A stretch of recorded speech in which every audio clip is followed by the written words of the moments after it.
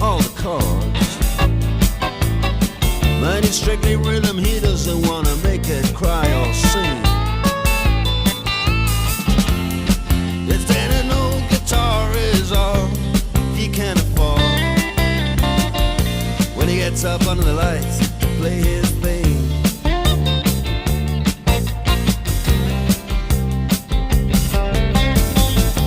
And Harry doesn't mind if he doesn't make the scene.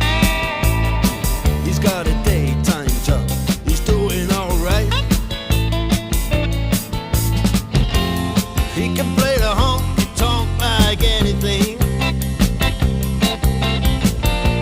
saving it up Friday night